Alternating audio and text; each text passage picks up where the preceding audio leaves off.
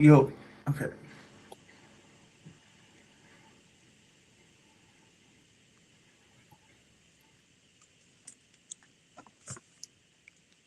Welcome back to TKD episode 28, the home of all that MMA good stuff, controversial comments, fight announcements, roster changes, and everything else in between. I am your host, Cameron Mackay, and sitting here with my co host. Rashad Akram.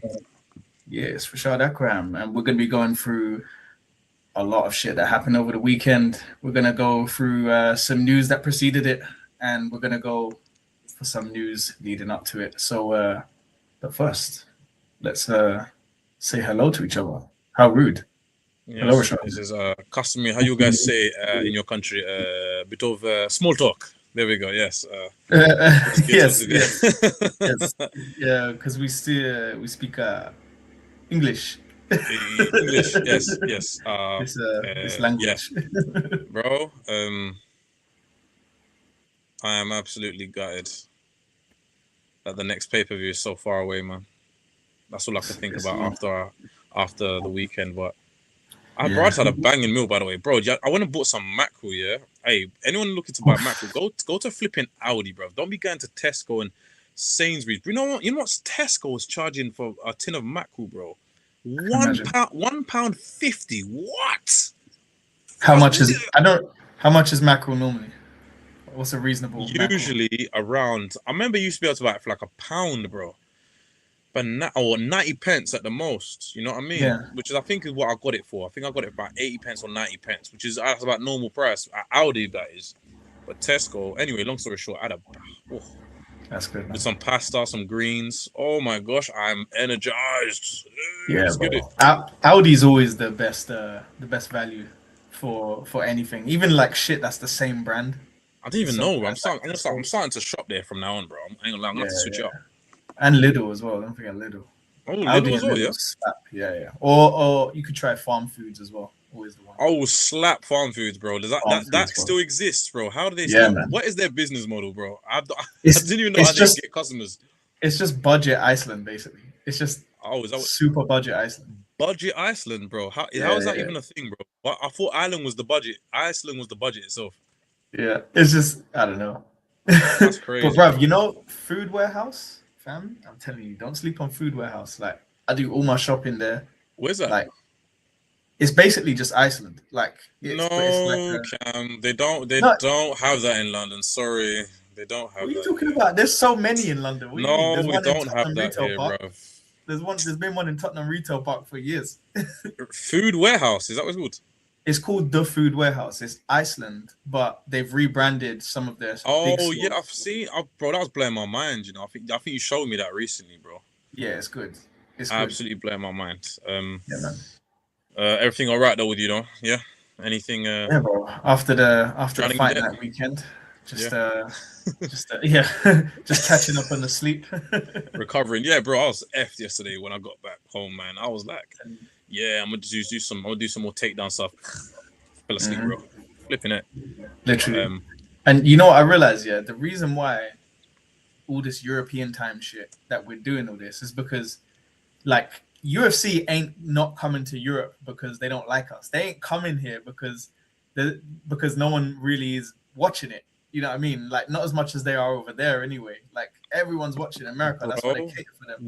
we're gonna circle back around to that. We're gonna circle back around to that because we're gonna speak briefly on the UFC London card that is in March. Yeah, we'll circle back to that because that's quite an interesting point. You sound mad. Don't tell me they're doing what I think Bro, they're doing. I'm You annoyed. sound mad. Have you seen the card? Have you seen the card? I've seen the card. Yeah, I've seen the Oh, card. bro. It's Anyway, awesome. don't get me started on it, bro. Yeah, anyway. Don't get me started, bro. Anyway, Yeah. roster cuts and signings. Well, what's happening with roster cuts and signings at the moment, sir? Let's go. That's the roster cuts and signing theme song. We legit need to get a theme for each one of these moments, bro. I think since last time we spoke, just Darius Flowers. Darius Flowers. Who the hell is Darius Flowers now? His face isn't coming to mind. Let's see. Darius Flowers. Darius Flowers. I have to research that myself. Darius Flowers. Who the bloody hell has he fought? Let's see. Share this tab. This guy looks like a lot. This guy Raw. looks like a lot of people. He's gone one. He's gone 1-3. He's fought. He won against Amarin Gogoladze Google in the White Contender Series. Then lost to Jake Matthews. Lost to Michael Johnson. Then lost to Ivan Elder. Who is this Nigga, guy? what? He is the most low-key guy in UFC history. Darius Who is Darius Flowers, bro? Oh, this guy. Do you remember this guy? Darius Flowers, no, bro. So who did he fight again? He's fought Jake Matthews.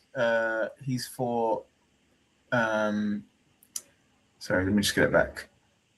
He's fought Jake Matthews, Michael Johnson, and Evan wait Elder. a minute. Michael Johnson, 2024. Hermansson versus Python. He's the guy with the triangle tattoo. With that weird triangle tattoo in the middle of his chest. He's not coming to mind. I can't remember if I've watched that fight, bro. He historically done a thing when Bruce Buffer, I'm pretty sure it's him, when Bruce Buffer sort of called out his name he sort of like screamed in his face at the same time. He was like, oh. Is it this guy, Yeah. Darius Flowers. No, did he well. get knocked out in all those bouts as well, bro? Or was it just let's see. Just wondering. Just curious. Arm triangle from Evan Elder. Decision from Michael Johnson. Rear naked choke from Jake Matthews. Yeah. And, obviously he subbed. He got the win at his Dana White Contender Series. Flipping out. He got subbed twice, bro, and beat to a unanimous decision. That does not look good.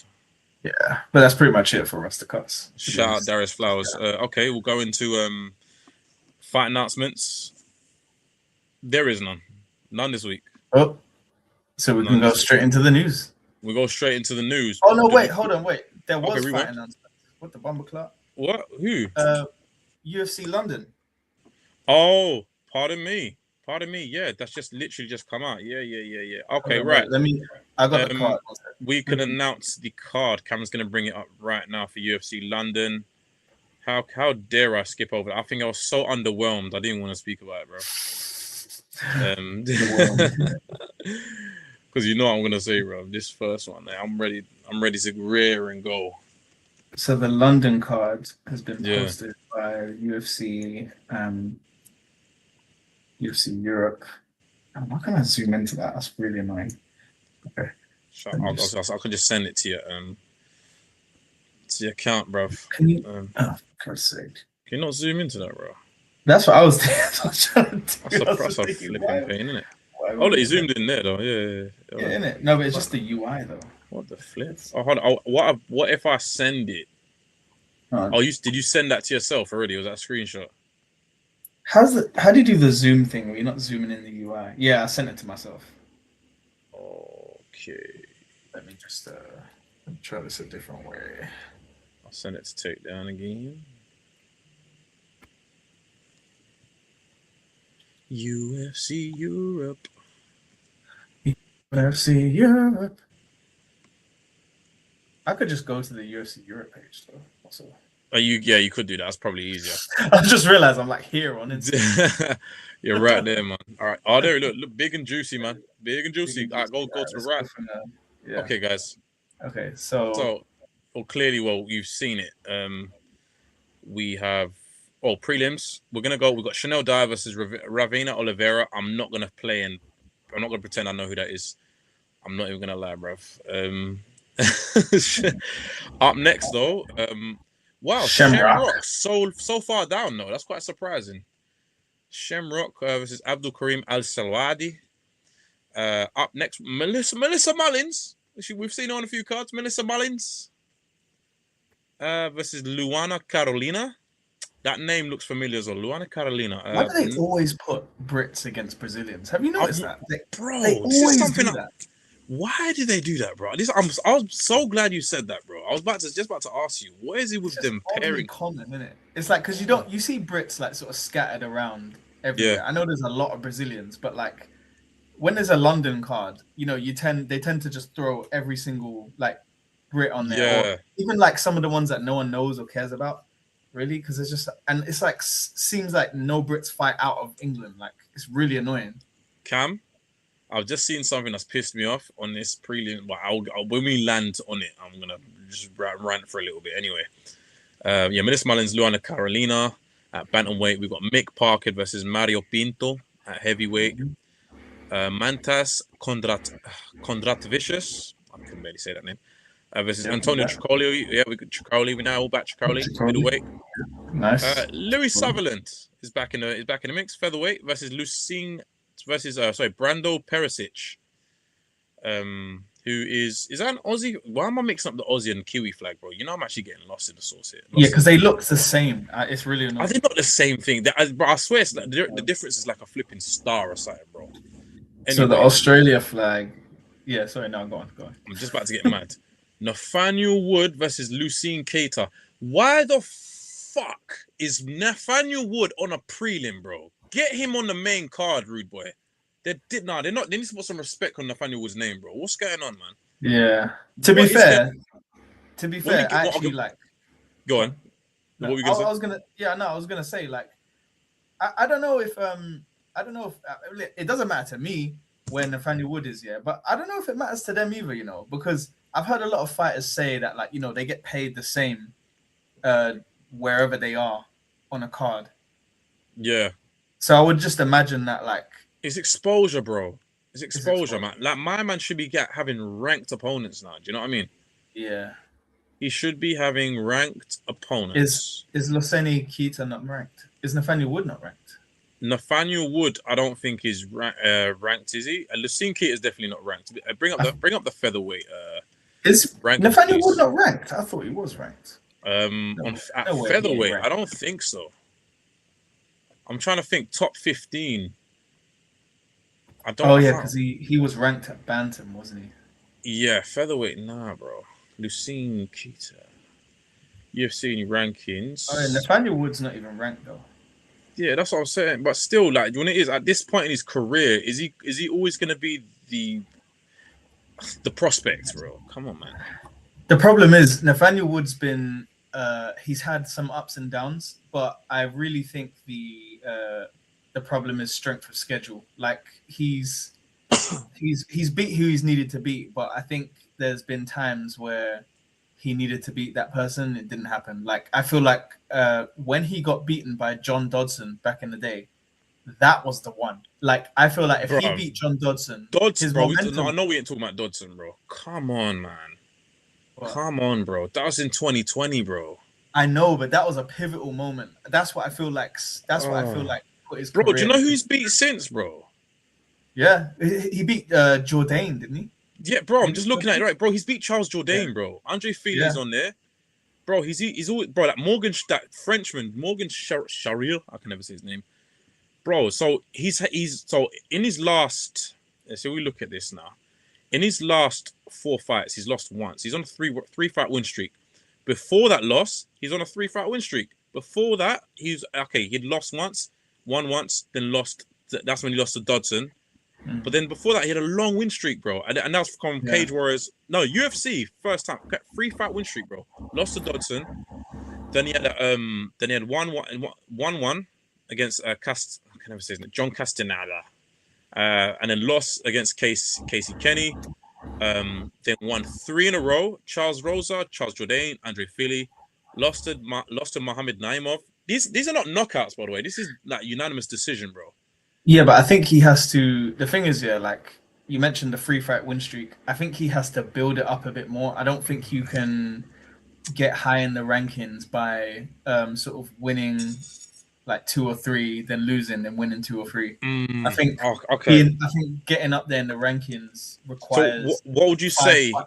What would you say? How many wins in a row do you think he needs to sort? Because if I'm honest, the opponents that he's fighting, he's much better than them. I don't think there's a number. I think you have to be in the upper tier of active win streaks in the division at current, because obviously the highest ranked people don't necessarily have long win streaks, right? Like they're up there, so they've got checkered sort of histories. But if you're coming up like unranked or top 15, you've got to pile up sort of you've got to try Yeah. and have the highest win streak, It's right? got to be a Like, little 'cause that's tidier, how, right? yeah, Yeah. it's the same reason Okay. why people like Arnold Allen and who else? Ilya Tapora is another one. Like, it's how they Yeah. climb really quickly Yeah. because you just can't have a blemish. You gotta keep it. You just gotta build it up.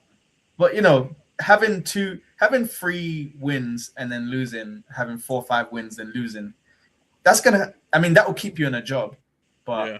it doesn't get you the title, right? Yeah.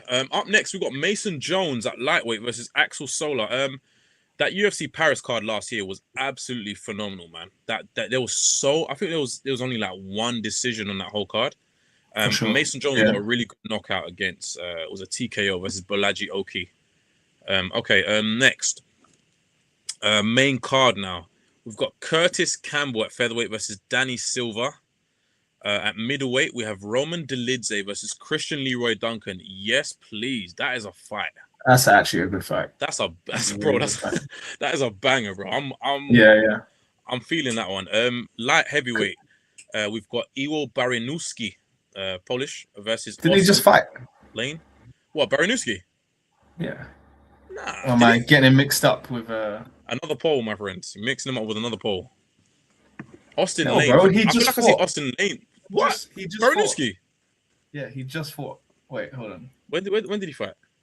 He literally just fought. Bring out the receipts, bro. Wasn't it 324? Or 324? That recently? Wow. Yeah, look. No, 323.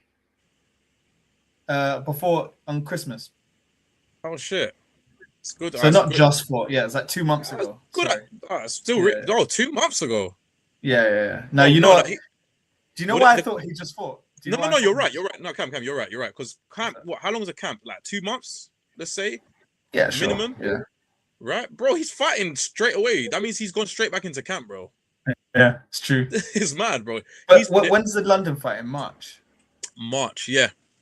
March. And nearer to the... Yeah, March 21st. Yeah. But he's probably had like a couple weeks off and gone straight back into camp, bro. Yeah, he can, and that at lower ranks as well. You gotta stay ready. Yeah, man. Okay, I ain't gonna lie, bro. We got Michael Page versus Sam Patterson. Who's Sam Patterson? Sam Patterson. Oh, it rings a bell. That's the guy. Oh, sorry. Yeah, I know who Sam Patterson is. It's the guy. It's this guy. Just looking at his record, bro. Who's he fought that we watched? Like, he's literally like Trey Waters. KO. Yeah, he lost his. Didn't he lose his debut in London or something? I'm looking at here. He's had a rough start. He's had a rough start. Sorry. UFC 286. Edwards versus Usman 3. Yeah, he lost by a KO. But however, he's been on a 4 fight win streak since. Beat Johan Linnaeus, Kiefer Crosby, Danny Barlow, and Trey Waters. He's a finisher, you know. Yeah, he's good, man. He's got 2 KOs and 2 subs, bro. Interesting. And a lot of the it's true. Actually, he doesn't have a single decision. Yeah, that's some good money right there, boy. It's good money. Yeah. Like me and Cap are fish for guys like these. We like, hey, you a finisher? First round usually. Oh, right, okay. Yeah, bet the house on him. Takedowns betting the house on those guys. But look at the comments though. Like, there's no respect on Sam Patterson's name with these comments. I was gonna say, yeah. Like, look at the who is he comments and so random. I'll be real, it is random, but like we don't really get a lot of UK versus UK fights. Like, we never get that. No, but I think the question here is why is Michael Page been treated almost like someone to be used as a stepping stone when he should be fighting a ranked opponent at this point in his career? Because wait, okay, who's Page's last 3 opponents? He walloped Cannonier, right? Yeah. When was the Kevin Holland fight? Was that before or after Gary? That was before. That was his first one. I'm just getting it up now. I think the Holland fight was his first one. Yeah. Page only had 4 fights. Shit, Kevin. Okay. It was Holland. lost to Gary, then Magomedov, then Cannonier. And Michael Page has gone from the middleweight rankings. I don't know if we covered that last time. Yeah, he has. I think it's literally in response to the fight that was just announced. I don't know why he keeps jumping, but I think he is comfortable at welterweight. Bro, he's smoking guys at flipping middleweight, bro. Like, what the hell's going on there? What's going on there, bro? And you want to come back to welterweight? I would say welterweight is a way more dangerous division than it. But you got a size advantage. He's got a size advantage. A good one. I know. That's what it be. Okay, back to the card.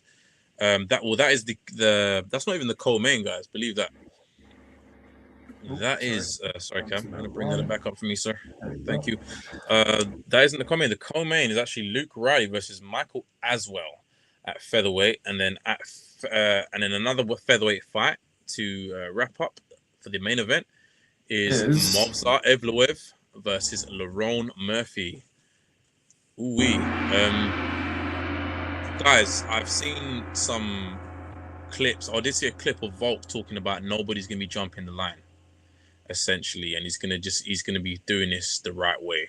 I think Volk wants to fight, obviously, whoever the winner of this is, and no one else until then. That's what I'm assuming anyway. That would make the most sense. Evloev finally getting his chance. Lerone obviously now has got a big statement to make. If he beats Evloev, you know what I mean? It really shows he deserves to be where he deserves to be, because a lot of people are like, the Aaron Pico thing wasn't enough, and he's not beating a certain caliber of fighters, even though he's unbeaten, blah, blah, blah. Cam? It does, like, for me, this fight, I hate the Evloev versus Murphy fight. I hate it. And I hated the fight on the weekend, Volk versus Lopez. Not that I hated the fight, but I hated the fight. I hated the fact that it happened, because we all saw Lerone Murphy claw Aaron Pico, right? And then we all know that Movsar Evloev was the clear number one contender, right?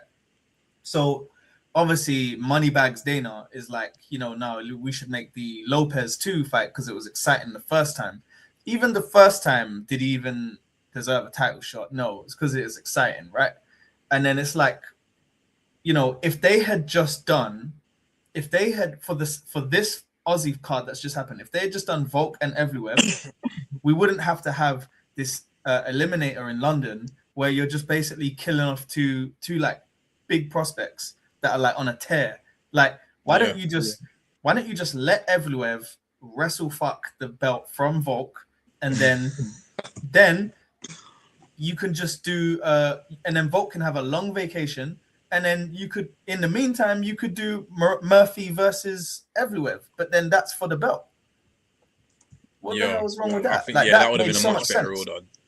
We all knew Diego Lopez didn't deserve a second chance so quickly. Like, the fight didn't make any sense. Even though the fight was good, it just didn't make no sense, did it, at all? Diego Lopez, he's got that straight up. He's got hard Dana White privilege.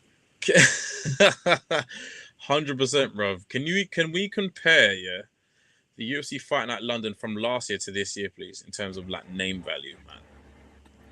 Because let me try and find the card. Why are we always getting shafted, bro? UFC Fight Night London 2025, Edwards versus Brady. Even just look at that headline, man. Was it Edwards versus Brady? Yeah. Was that last year, March? Might have been. It's usually March, yeah. March 22nd, 2025.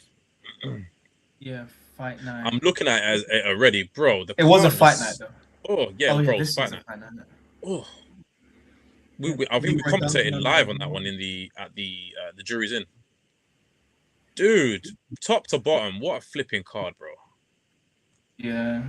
Just look at the names on there, man. Colin Loughran, Chris and Leroy Duncan. I'm sure Sam Patterson was on there. Yeah, we've got Marcin Tybura versus Mick Parkin. Lona Kavanagh versus Felipe Dos Santos. Jai Herbert versus Chris Padilla. Nathaniel Wood, Morgan Sugar. That was a good fight as well, man. Yeah.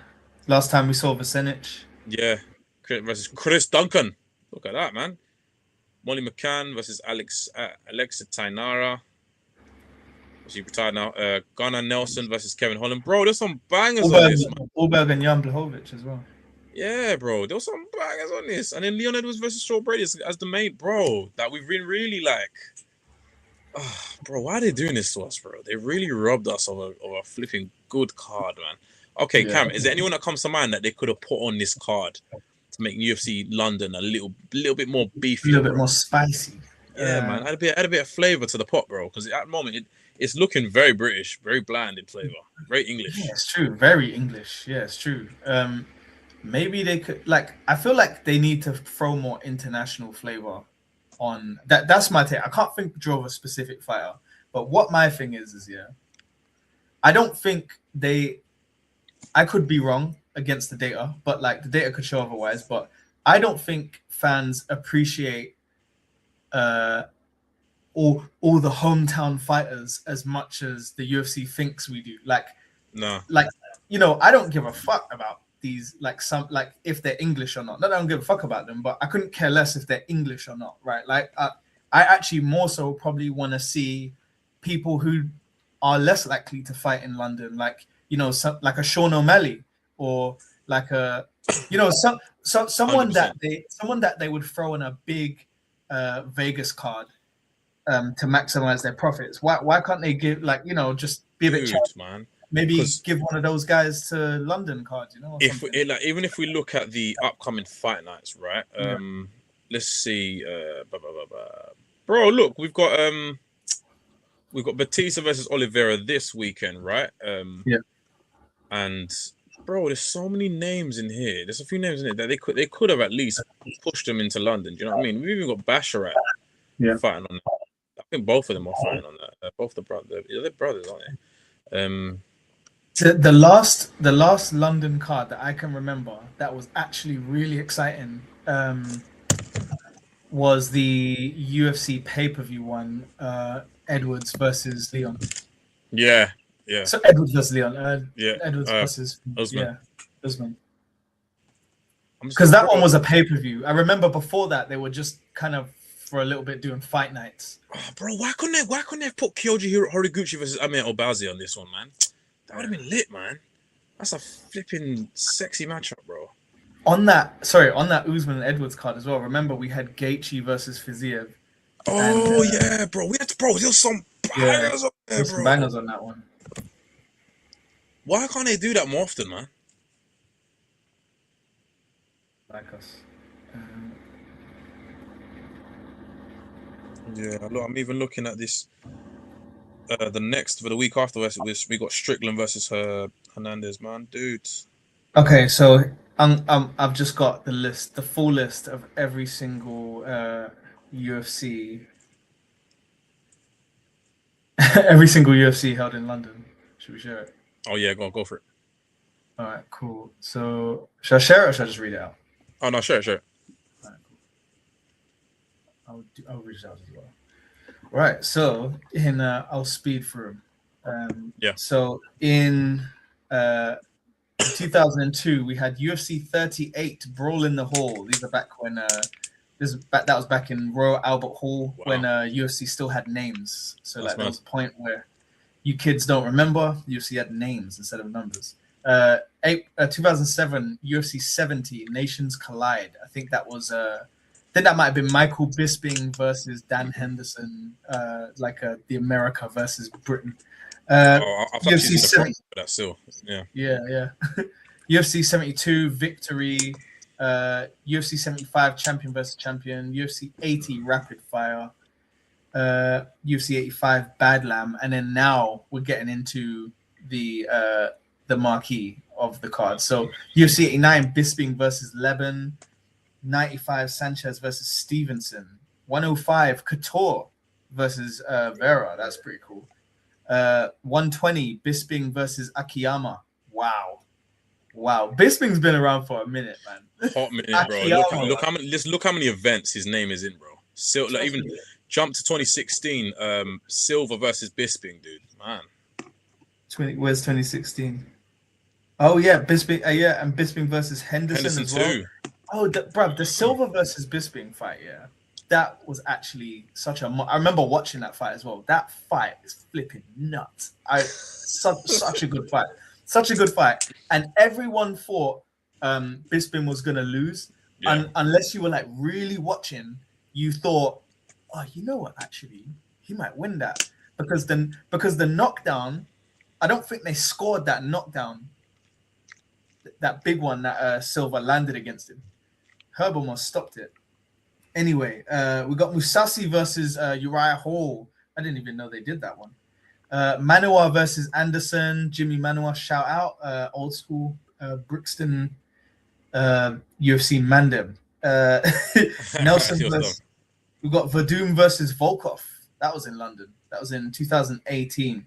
Yeah, I think this is around 2015 was around the time when I really started paying attention because I was proper watching like maybe here 2010, 2011. I wonder what the best card would have been. I wonder what the whole card. We're gonna have to work on it and come back to what. Yeah. Card they've done is, bro. Oh, bro, this one right here. See this one? This is when it was like legit all over for Darren Till. It's like it all started here, it all went uphill from here, and then it just crashed so hard and fast. Crashed, bro. This was it. Like this was literally it. Because he was like he lost against Tyron Woodley, and that was his first loss. Like but he got a title shot a bit too quick. Yeah, and then now we're in the present. So yeah, but we've got young Gervonta Davis. Interesting. But yeah, man, that's a good little thing. Okay, cool. Let's move on. More news, sir. You got what other news have you got, sir? I do. I have news? Do I have any more news?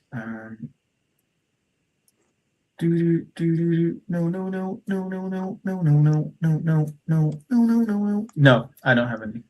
Okay, I have some, and it's quite frustrating news if you haven't heard it. If you haven't heard it yet, Shavkat Rakhmonov will be out for 9 to 10 months. It is said that he's re-injured the knee that he had an operation on recently, and he's had to go under. He has to get surgery again, dude. Cut him. Yeah, low key.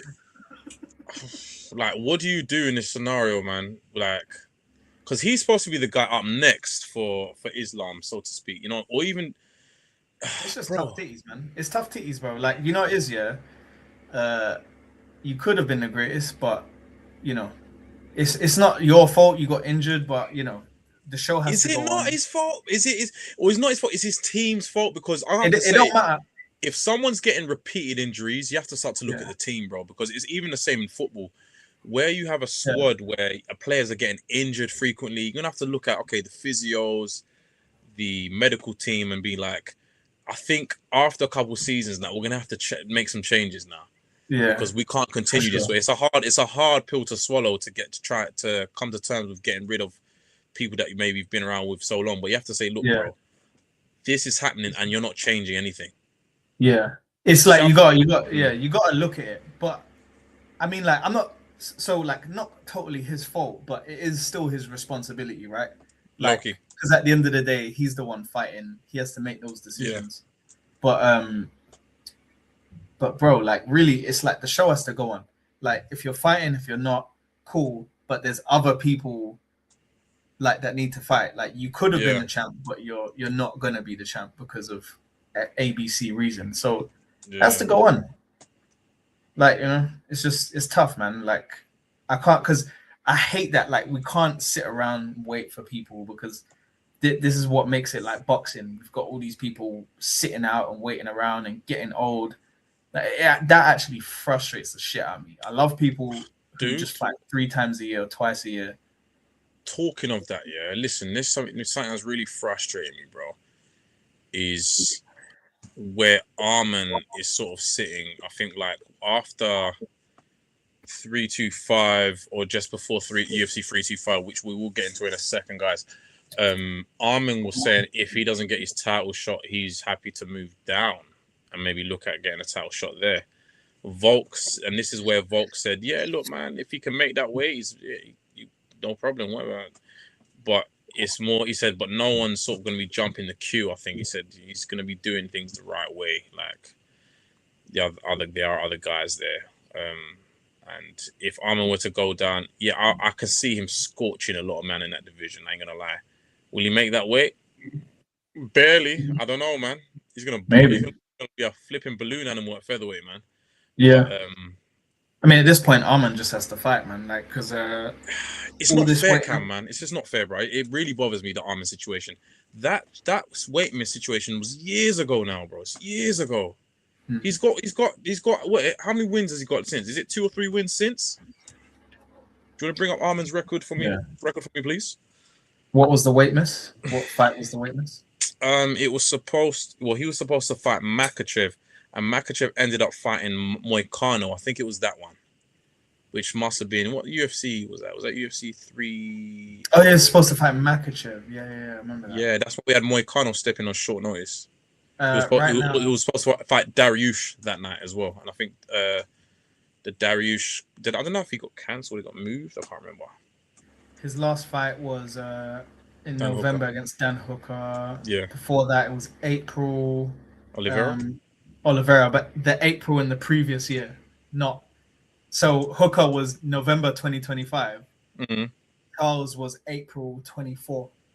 April 24. Fair. Yeah, so that's like another year. Could have squeezed in another fight, bro. Yeah, like a year and a half. Could have squeezed one in real quick, bro. Yeah, at least 2 a year. Like I felt like maybe fight twice a year. Yeah, I felt like maybe he was just sort of sitting in limbo a little bit and thinking, "Oh, but what if I get an opportunity, man?" Bro, I'm not hearing it because the contract. Everyone knows this right now. Yeah, the contract that the UFC have with every single fighter is that they are legally obligated to offer the fighter 3 fights a year. They have to offer you a year. You could say no, but they have to do it. So you know all these fighters are getting offers. You know they're all getting offers. So, who do you think they offered Armin between Oliveira in 24 and Dan Hooker in 25, bro? Who do you think they offered him, bro? Maybe it could have been the same guy. Maybe. Who knows, man? Well, you think they offered Dan Hooker earlier in the year or something? Maybe, or they could have offered the title shot. No, but maybe it was too. No, because what they do sometimes, yeah, I've noticed this. Sometimes they offer title shots, but like really early, like almost as a way to say like you said no to a title shot. But like, I've seen it. Like even sometimes, I know fighters will line up their fights and be like, "Yeah, fight me in this time," but it's like the strength of schedule is more advantageous to a certain person. You know what I mean? Like, yeah. Really deep. Oh, well. I think that's why most champions, when they fight, they do like once a year, except for Merab. Yeah, man, Merab, man, Hall of Fame, bro. When he retires, Hall of flipping fame, bro. Yeah, unreal. Let's get into the UFC 325. Reaction, should I say? I will just want to highlight that we had a fight cancelled in the prelims. It was Aaron Tao caught cheating. Aaron Tao. We're waiting to hear back to see if he's going to be cut. What actually happened is he weighed in, and his team, I think his team was heavily involved in this. His team was holding up a towel, and what he did was put his elbows, on the towel. And naturally, obviously, if you're resting your elbows on your towel, you're able to elevate yourself a little bit to try and make weight. And, it was caught onto. He stepped off, came back, and he was like, was it how many pounds out? It was quite a bit. He missed weight by quite a bit. It was 7 pounds. 7 pounds, dude. Yeah, 7 pounds. He was. Was it this one? Was it? He was doing that one. That's the one he done. Yeah, and people say, "No, I was doing the Daniel Cormier." He went from 122, and then when he got back, he was 129. Yeah, mental, absolutely crazy, guys. Absolutely insane. That's diabolical. You have one job, bro. You have one job. Make weight, man. Make weight. You got a whole team, bro. I think, and the thing is, the punishment for missing weight, 4 pounds off, would have not as been as bad as you straight up cheating and them catching you. Like, they would have taken 30% of your purse or whatever. Like, try to cheat in broad daylight, bro. In front of everyone. That is crazy. Every camera's on you. Like, every camera, bro. Literally looking at you. You're thinking, there's no way there's no way they're catching me. Isn't it? What the hell, bro? Anyway, Okay, bring up UFC 325 card, please, boss.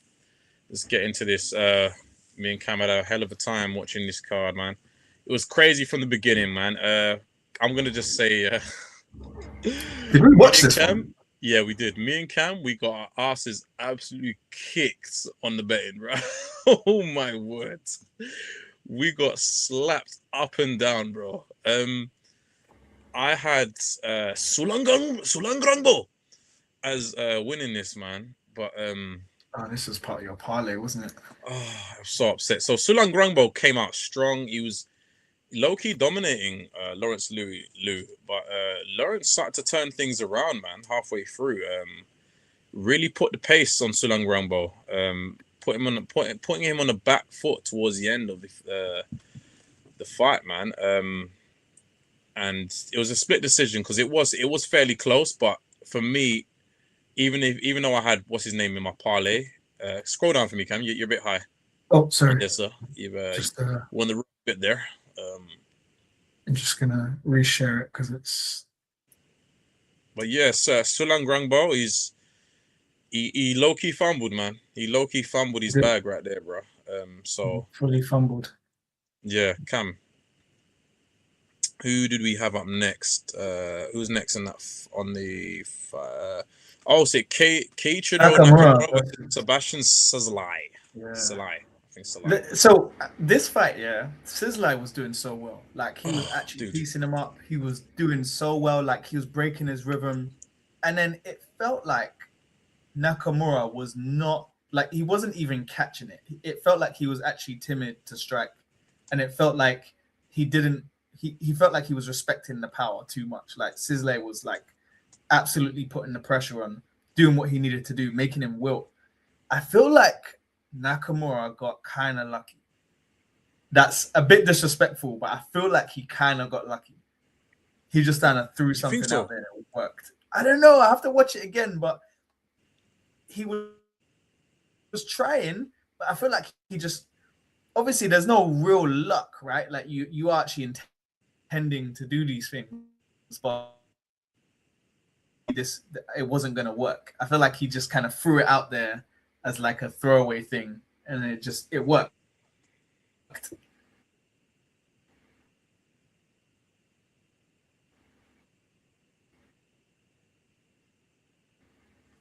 Your internet is at it again, Cameron.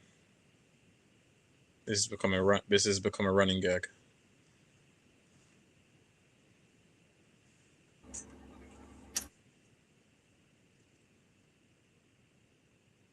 Yo, man. Your connection is just gone, Cam.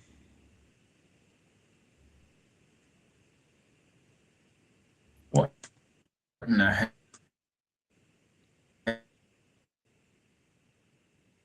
Sorry, guys. Cam, as always, he needs to get a TP link or a booster in that room, man. He is absolutely his connection is diabolical. Second. He let us slip for a second. Back now, yeah? You shitbag. Yeah. Right, yeah. I just kept talking because I don't know if you were the one getting recorded or me. So bro, every time I check when I'm editing, it's you that's gone. It's never me, bro. You bastard, yeah. So what? So you can keep talking and it still works. When I see whenever it cuts out and I was editing the last things, I saw you disappear. It wasn't me. You just completely. No, that's fine.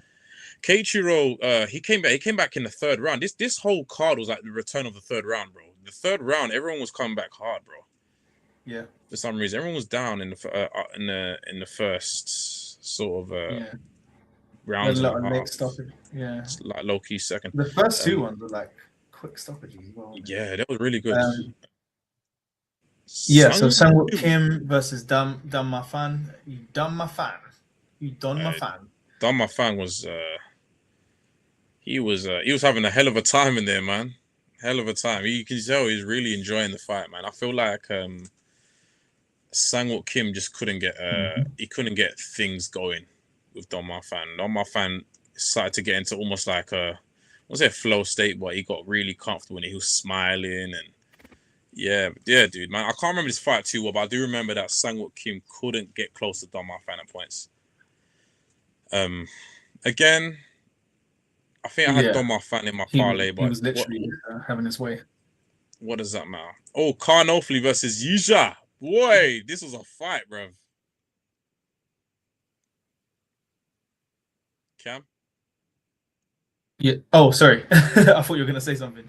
Yeah, man. Yeah, This is go on. actually a good fight. Like, cause you thought it was kind of like a back and forth. To be honest, like I kind of thought Yiza was getting some good moments. Ofli was getting some good moments, but yeah, eventually, Ofli just kind of just took over. He done better over the pace. Underdog, well done. Putting some takedowns in there. Really Yisha good. looks really good. I'm looking forward to seeing Yisha fight again, especially. Yes. Oh man. Jonathan McKinley versus Oban, Oban Elliott. Oban, man. Oban. Oban, Oban, Oban. naughty. So like it's tough because he was once again. This is not even the first story that's going to be told like this, but he was there.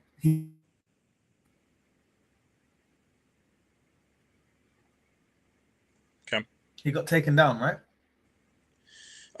Yeah. Yeah. I Sorry, feel how like did it go Oban. again? He got. I'm trying to think. Yeah, I think he did get taken down. Obani looked good though in the initial exchanges, though, didn't he? He didn't look too bad, man. Yeah, he's basically winning, man. Yeah, he was. Oh, I'm trying to remember this one. Yeah, he definitely was winning, man. And then he just got subbed, and we're like, "What the fuck, Oban, man? What the fuck?" It's terrible. So we're hoping we didn't Oban get a great bounces back, man. Yeah, we didn't do too well there, man. Up next, Jacob Malkoon versus Torres Finney. Guys, all I'm gonna say is yes. Yes. Torres Finney. Anyone that was listening to last week or was on the stream with us knows how much I wanted Torres Finney to lose. I can't stand this guy, man. I also wanted him to lose. I picked him to win as well. Jacob Malkoon. I'll put my money on Jacob Malkoon. Jacob Malkoon showed levels, yeah? That's what I'm going to say. Showed absolute levels. He's a BJJ guy. Torres Finney, very grapple heavy, obviously wrestler. Couldn't do nothing. Couldn't do nothing. Went into each end of each round exhausted, exasperated. Yeah. Malkoon was beating the brakes off that boy. Beating him up. Literally beating him up. And it was just like literally I thought about it as well, because when I was gonna bet, I was like, oh. So I was just thinking, wow. Yeah, I was thinking, wow, man, Malcolm's stats, like, Jesus, bro, like, he might actually do this. And when I saw everything happen in action, I was like, oh, okay, he's actually gonna do it. He's gonna do it. I was so happy with that fight. I'm so happy. I can't wait for Torres Finney to go, man. I don't want to see him fight again, ever again. Oh, by the way, the difference between the Australian flag and the New Zealand flag is New Zealand red stars, Australia white stars. You lot over there, fix that, bro. You lot are confusing my brain. White and red, you lot are so extra. What is happening? Why is the layout like that, bro? Why is the layout just changed? Why are we getting what? Look at just for Cody Brundage and these two. What's this special treatment Cody Brundage and Cam Rowson are getting for the? Trying to promote them, like they're trying to promote them, bro. What's going on here, man? Yeah. But he was the guy with the mohawk, looking like one Mad Max character. Yeah, Cam Rowson was pissing me off, and that need to get peeled off, bro. That need to peel that off, bro. Don't watch that fight if you got really like annoying, if little minute things bother you. Who won that one? Was it Cam Rowson? Was it a finish as well? Go down. I'm trying to remember, dude.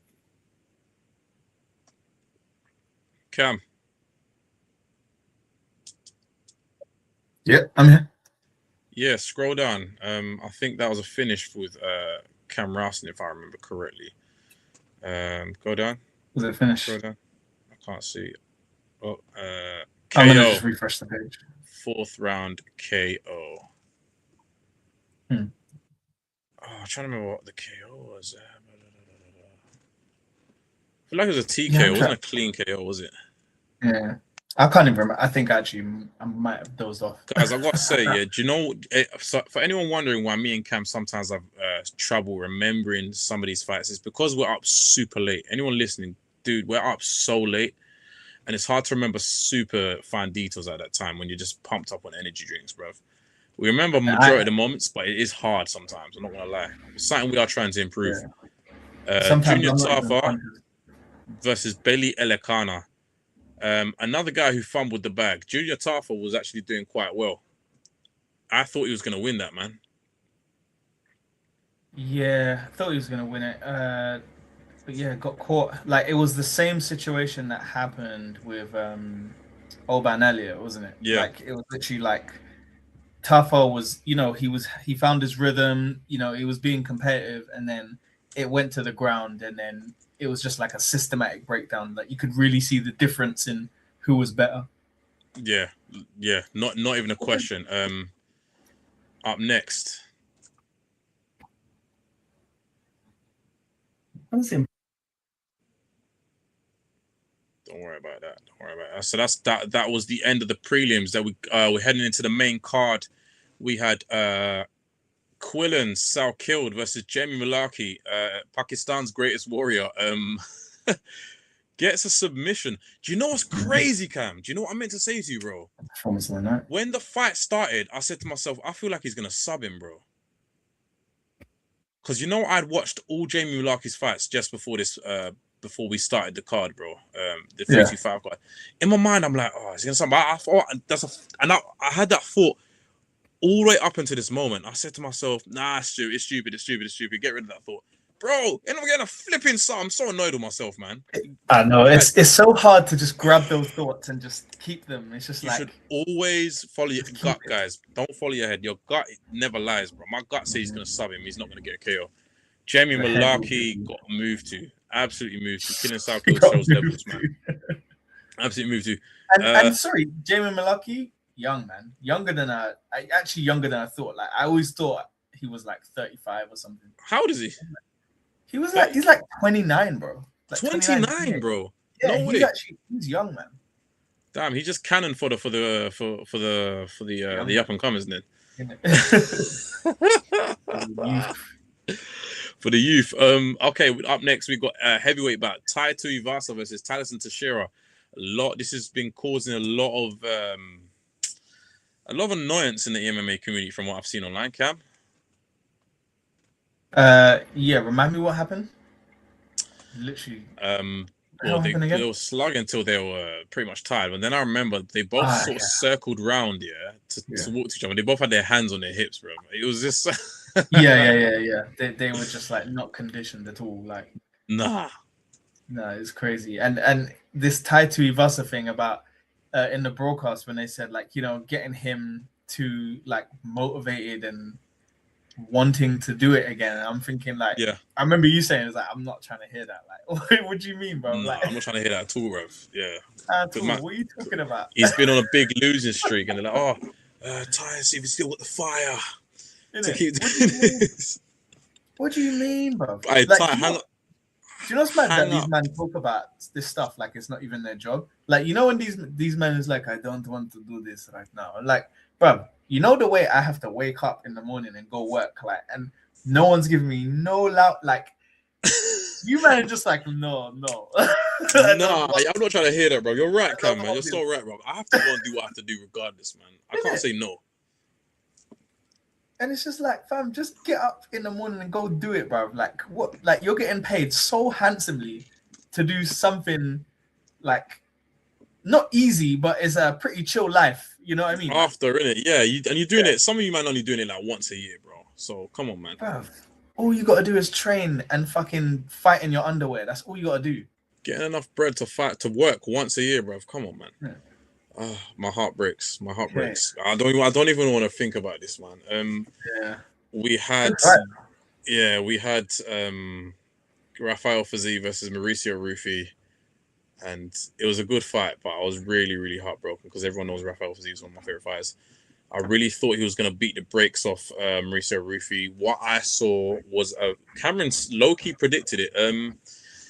There was almost a hesitance from Fiziev on the fact maybe that Rufy can be quite predictable because he did have him for the majority of the fight backed up against the cage. And we didn't sort of see the Fiziev that we see just sort of let loose and go for the kicks and the punches and really throw those combinations.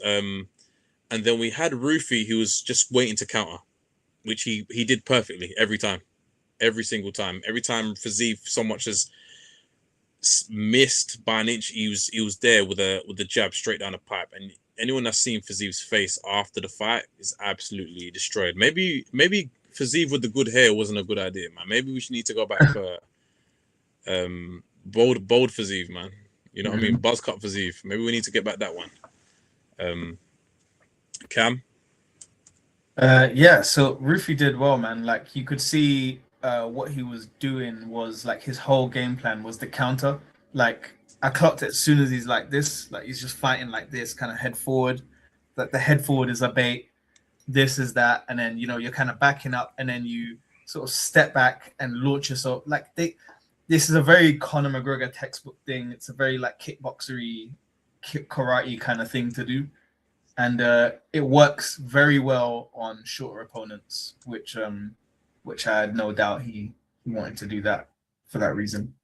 I think from what you were saying about Fiziev not dealing well with the unpredictability, I think that is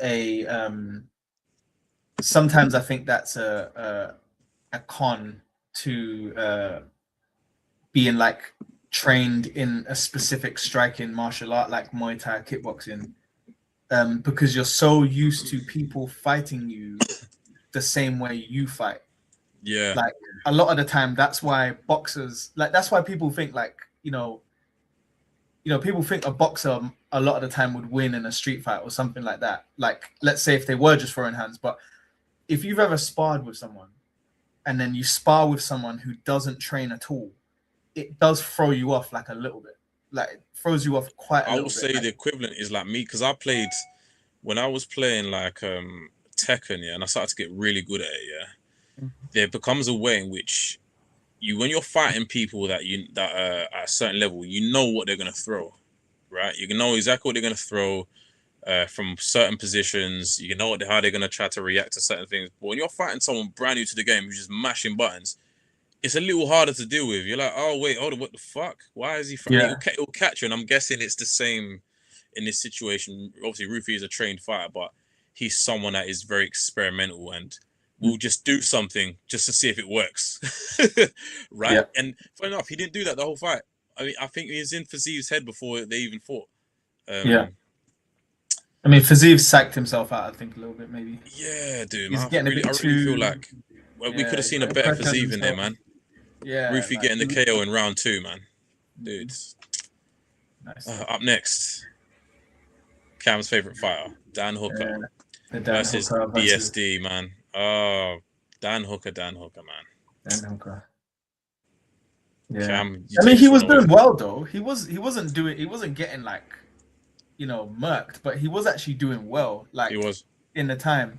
It was just the ground. Because my strategy, like, and the thing is, this is how I know I was right as well. Yeah, even if it went the other way, like BSD, if he got him on the ground, it would be his advantage. But Dan Hooker should know that, and also Dan Hooker did well on the feet with him, and he's also does very well of keeping it on the feet with a lot of people.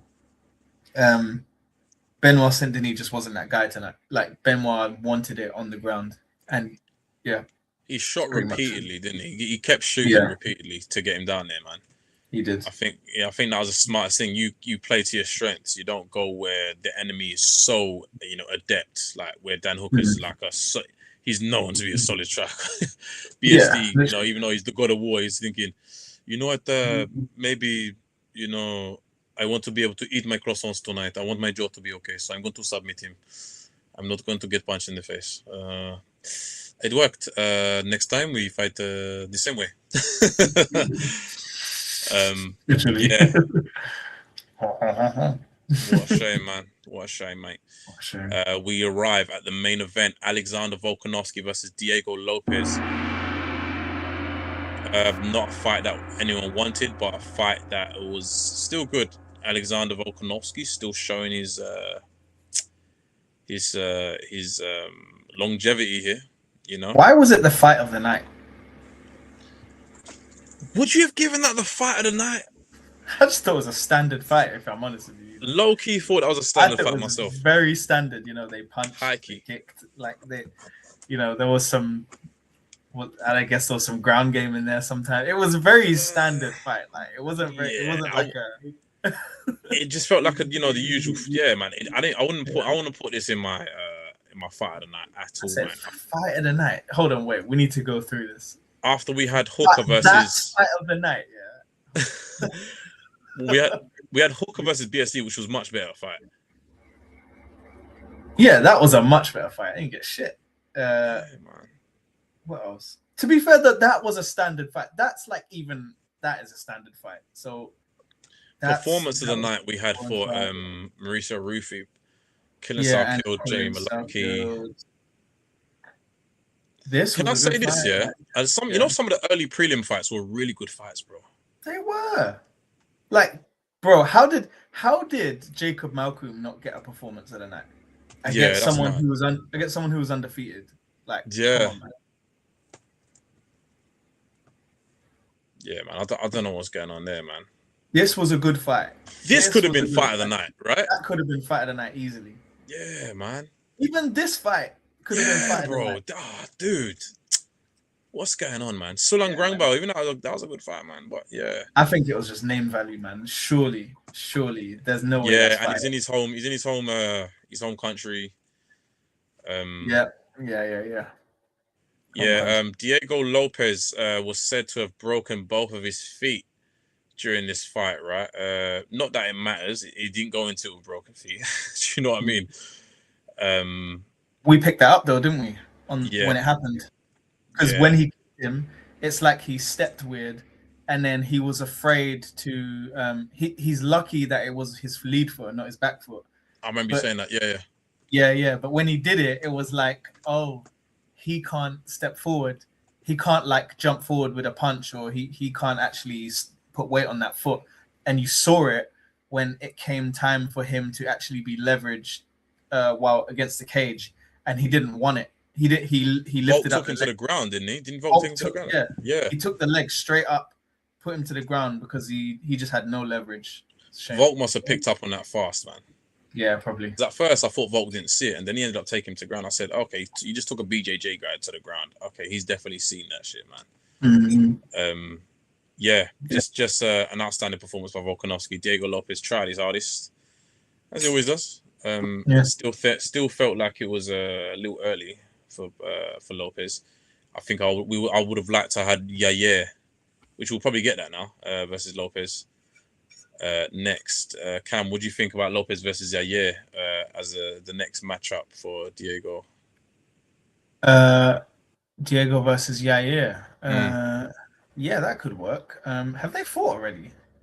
No, I don't think they have. No, I know they've had big arguments at the presser before. Yeah, that would be good.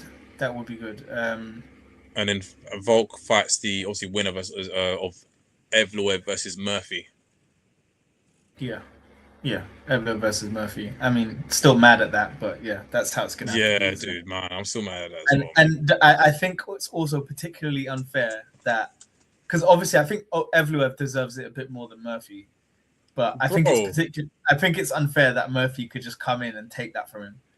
I think that's unfair, and I think so maybe low key this. Like the Evloev versus Murphy fight is good for Evloev because it's like, oh, okay, you come to take my shot. Okay, I'm going to take you off the board. There is no one else for me to fight now, as Evloev. I need to be getting a title shot. You know, literally. Is Evloev still on a streak? Yeah. That's crazy. Bro, he ain't lost, bro. When was his last fight? Movzar ain't taken an L since, bro. Hold on, no. What? Oh shit! Evloev is 19-0. I didn't even clock that. He's absolutely undefeated. Stupid win streak. How many in the UFC? 1, 7? 2, 3, 4, 5, 6, 7, 8, 9. 9 in the UFC. Solid. Well, I want to be, just to be fair though, that's 9 fights in the UFC, and your last, you did 2 and 2 2024. So you haven't fought in a solid year, and before that you hadn't fought in a year. So his last fight was 2024. No, his last fight was December 2020. His last fight was December 2024, and before that, his last fight was Jan 2024. And I want to point out that before Arnold Allen lost to Max Holloway, he was on a 1, 2, 3, 4, 5, 6, 7, 8, 9, 10 fight win streak. So Evloev was actually how much did Evloev have when he fought Allen? He was actually he was on a 7-fight win streak just before he fought Arnold Allen, and Arnold Allen was already on a 10. So at the time, I wouldn't say that Evloev should have been in a particular conversation above certain people. Because like even since then, he's only had 1 fight. Since Arnold Allen, he's had 1 fight with Arnold Allen, that's Aljamain Sterling. And it's just like you can't just sit out and then win and then expect to just keep climbing. Like I don't think it works like that either, because a lot of fighters do that, and it's just like they don't get defeated for years, but it's like, well, you've got 4 wins. Yeah, you're undefeated for like 5 years. It's 4 wins, you know. So, and look, the name value is decreasing as well. Like your last win was Aljamain Sterling. Before that is Arnold Allen. That's a good point. The name value is decreasing. Like, before that is Diego Lopez. Before that is Dan Ige. Before that, it's Hakeem Dawodu, who isn't even in the UFC anymore. Yeah. And everyone below that is not in the UFC anymore except for Seungwoo Choi, I think. Yeah. Only 4 of his fights he's ever had are in the UFC right now. Wow. Crazy. So there's a case to be made if he actually deserves a title shot anymore. Nah, you can't say that, bro. He's still unbeaten, bro. Come on, man. He is if he beats Lerone, then what? Who else is there, bro, for him to fight now? He's beaten the guy that just had the title shot, bro, twice. He's really beaten him. So there's a bit of name value off that. I know it's not recently, but he's beaten before. Do you know what I mean? Yeah, but okay, let me ask you this: does John Jones deserve a title shot? No. He don't. No. But he's unbeaten. He's arguably even in a similar position. Right. John Jones is no longer in the UFC though, bro. Come on, man. If he ain't lost, if you're still in the UFC and he's still dominant and he's dominated his last opponent, then yeah, you know what I mean. And he ain't lost. Like, yeah, of course. But Movsar's still in the UFC. He's beat a guy that has just fought twice for the title. Okay, Arnold Allen just lost to Gene Silva. But see, Arnold Allen is still very much in the conversation. The fact that he's got a fight against someone like Gene Silva, and who is ranked, by the way. Where's Arnold Allen ranked at the moment? 10th or something. I'm just gonna get through now. These guys that he's fought are ranked guys, bro. Yeah. Arnold Allen is. Where's Aljamain? Arnold Allen's ranked 7. Evloev is ranked 1. Aljamain's ranked 5. Bro, these rankings make no sense. He's beat 3 ranked guys in the top 10, bro. Who? Evloev. Yeah. Yeah, but you know, like back to back. That's over years though. I know, but over years. But okay, regardless. Now, if he beats Lerone Murphy, who's ranked number 4, then there's no one else because he's beaten Diego Lopez, who's number 2. He's beat Aljamain Sterling number 5, Arnold Allen number 7, Who's going to be fighting? Brian Ortega, Josh Emmett. Yeah, well, like Volk fought those guys. You know, like Dan Ige why at not? number 14. He's beat him already, bro. Come on, man. I Who hear does he, that. who does he fight, bro? Bro, if I you hear that. look at it, he's beat everyone in every sort of. The only person I could think of, yeah, is maybe Yusuf Zalal. But Yusuf Zalal doesn't need that fight, and neither does Movsar Evloev. It doesn't do anything for either one of them. So he's in a bit of a Well, for bottleneck. Yusuf Zalal, it does. Pardon me.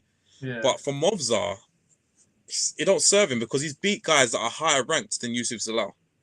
Mm, And that's he's fair. beat people near the bottom that are in someone like Dan Ige. I can't see. There's no reason for him to fight Josh Emmett. He'll finish Josh Emmett. Sub him even. I'd like to think. Patricio Pitbull, Let me just Dan look at this David one more Onama. time. Nah, man. There's no one left for Movsar to fight after Lerone Murphy, bro. There's no one. Absolutely no one. Could yeah, but You think Gene's ready for that? I think I tell you what, yeah. If No, not Lerone, Gene. if Not Gene. who listen, okay, so we've got the winner of Movsar versus Lerone to fight Volk. The loser could fight Gene Silver. How does that sound? Yeah, that makes sense, right? Yeah, that's fine. Yeah, Because I'm now okay we're with that. yeah, you're okay with that, yeah. Yeah. Yeah, now we're looking at how to prop Gene Silver up. He just beat Arnold Allen. He lost to Diego recently, or just before that. It's clear they're still trying to push Gene up. The Gene's good though, even though he's good. yeah, man. Regardless of what he's got going on personally, he's really a good fighter, man. Yeah. He's very well rounded out of the fighting nerds. He's the most well rounded. For sure. Lerone, yeah, okay, yeah. Lerone definitely title shot if he wins, of course. Movsar to fight Diego again, perhaps, but I don't want that fight. I want him to fight Gene Silver. I think they will do that. I think there's nothing like Movsar is in such a position where he's at that point where the company is trying to balance excitement and Movsar and being like respectful to Movsar's like undefeated streak and stuff like that. Like it must be hard, man. Trying to balance excitement and Movsar's exciting fights, you know. For sure. Well, the 25K finish bonus should help. Yeah, maybe. Should help. How much is Movsar Evloev getting paid though? It might not do nothing for him. It might be like, I don't need 25K, brother. Who knows, bro? Who knows? I bet UFC calculate it a little bit based on where you live, your cost of living. Like, oh my gosh. Do you live within the M25? Do you live within St. Petersburg's M4 motorway? Christ. Oh, dude, man. Yusuf Zalal is a name that is going to be coming up, bro. Let's not sleep on Yusuf Zalal. Had a very quick finish on Josh Emmett with that sub. Very, very craftily done. Yeah, Moroccan Devils. Sure. Let's take a look at the Moroccan Devils record real quick, please. He's definitely one to watch. Beat Emmett Keita, so he's had 2 fights in 2025. Sure. Beat Aarons, Carantillo. Drew against Blackshear. Damon Blackshear. Woodson with that most horrible physique, bro. He's in the top 3 most whack physiques in the UFC, bro. Yeah, he's just all legs. Like Woodson, we had Jamal Hill, and who else we have? Tashiro was in it, right? Oh, look, he was. Did he lose? Is that Doo Ho Choi he lost to? Look who he fought. Oh yeah, he did. Yeah, he went to a decision with him as well. Damn. Insane. Might have to watch that one. Yeah. Oh, he fought Griffin. Man. Griffin, Lingo. Yeah, man, definitely someone to keep an eye on, man. Zalal, man. He's 2020. Okay. I reckon this is looking much further ahead. If we get a loss off, if Gene Silver versus Movsar, they're gonna fight at some point. Gene and Zalal, if Gene doesn't beat Movzar off the loss against Lerone, hypothetically, that is, by the way. I granted they'll be at some point. Yeah. Yeah, boy. But yeah, Diego versus Yair next, please. Should we be circles? I want to, yeah, like, Oh, no. This is way no, better. that one's good. That one's sick. The circles? No. Not the It circles. looks like some LinkedIn profile. You do get more of the nice background you've got. It's This. true. That's actually a really good point. You get more of the nice background. But then what do we do with all this space?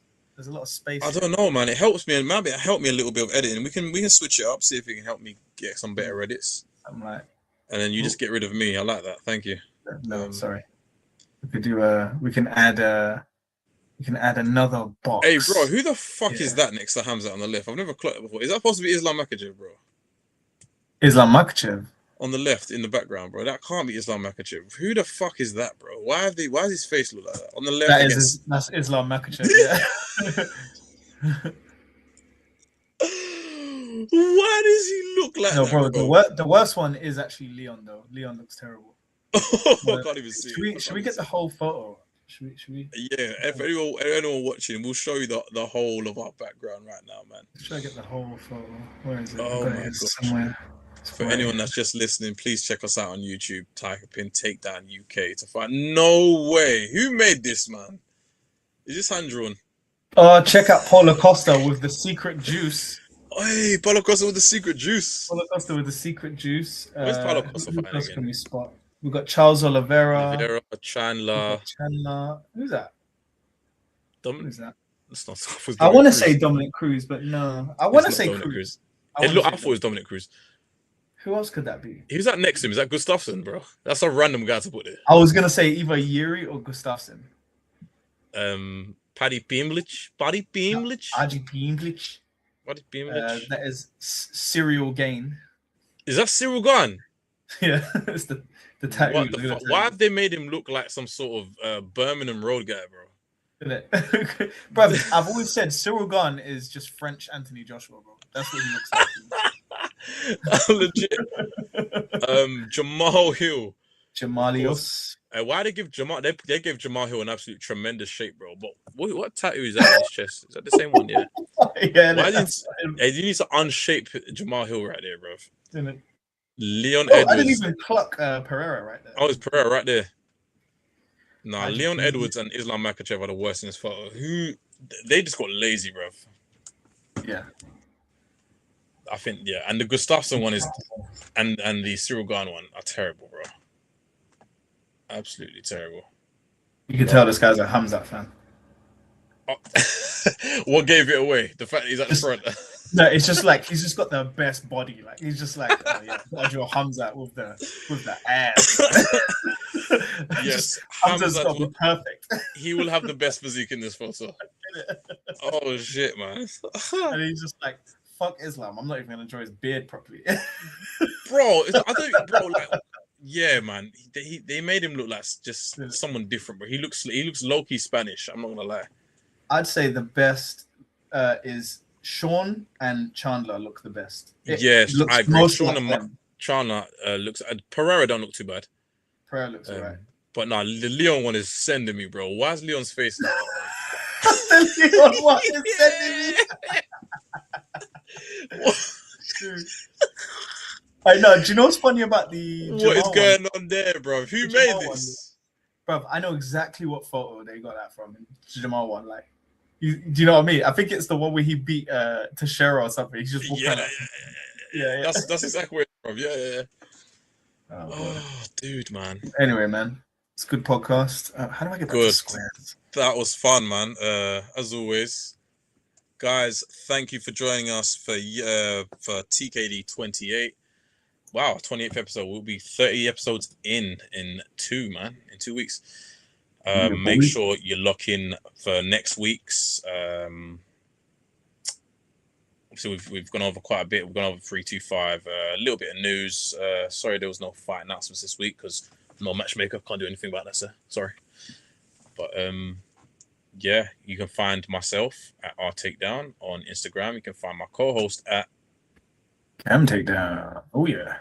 on Instagram and TikTok. You can find us both on TikTok at all the same handles. And on TikTok, our main account is Takedown UK, and on Instagram it is takedown.uk. Also, we have a new page, Clips of TKD. For all the little clips and bits that you want to see of us, I'll be uploading them there on Instagram only. That is, by the way. Yeah. So take care, guys. We'll see you next week. Peace out. You